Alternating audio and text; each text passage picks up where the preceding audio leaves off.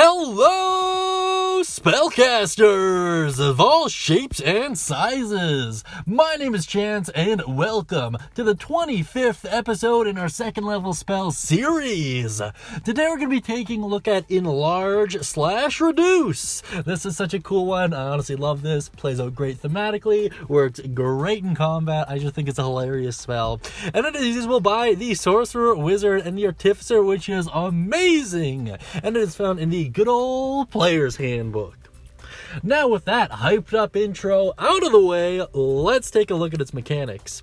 So there are two separate sets of mechanics, one for the enlarge section and one for the reduce section. So when you enlarge a creature, the size doubles, the weight is multiplied by 8, the size is considered to be +1. So if it's a medium creature, becomes a large creature, etc.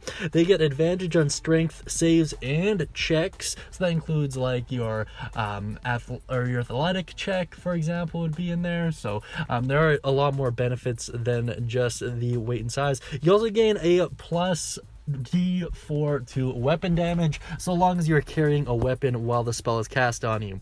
And if you are reduced, the reverse effects applies. So your size is divided by 2, your weight is divided by 8, your size category is -1, you have disadvantage on strength saves and checks, and your weapon damage is subtracted by 1 die 4 as well. So it's kind of two sides of the same coin, which makes logical sense. Its cast time is 1 action, its range is 30 feet, and its duration is 1 minute, and it is a concentration spell.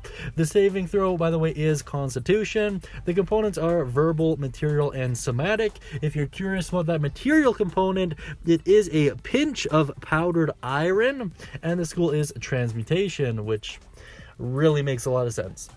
Now let's get into the full description here so we better understand the exact wording behind this spell. I do want to warn you in advance, this is going to be a long one. There's just a lot of words here. So let's get started. You cause a creature or an object you can see within range to grow larger or smaller for the duration. Choose either a creature or an object that is neither worn nor carried. If the target is unwilling, it can make a Constitution saving throw. On a success, the spell has no effect. If the target is a creature, everything it is wearing and carrying changes size with it.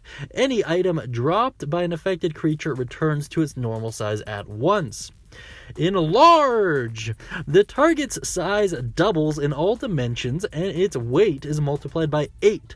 This growth increases its size category by 1, from medium to large, for example.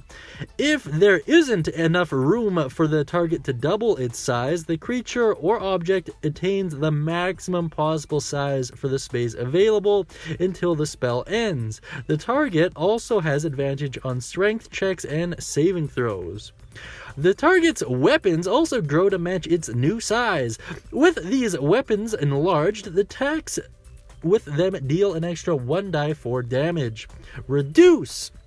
The target's size is halved in all dimensions, and its weight is reduced to 1/8 of normal.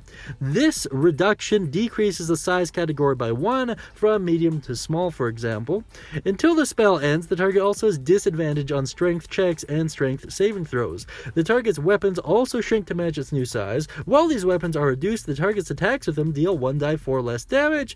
This can't reduce the damage below 1. Oh my goodness, that is so goddamn long. Oh man. In any case, needless to say, it's better if you just simplify this. Size multiplied by 2, weight multiplied by 8, size category +1, and plus 1 die 4 damage for enlarge, and then the reverse for reduce. So I don't know, I think that's a much more effective way of wording it, but whatever, that's just my humble opinion.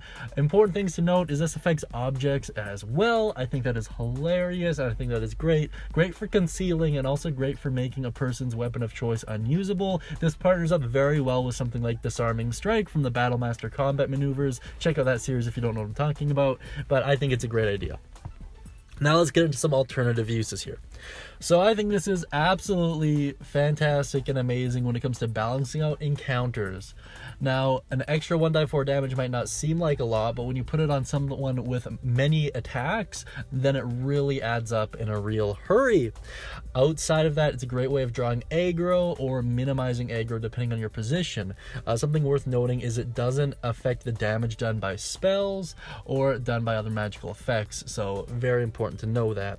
Outside of that, this is very useful when it comes to arena or gladiatorial, coliseum type settings, or anytime you're in a confined space with an opponent as well. And there's this cool little trick you can do where you reduce yourself and you fly around using Mage Hand. Some DMs allow it, some DMs don't, but as per the rule of cool, I certainly allow it. I think it's hilarious.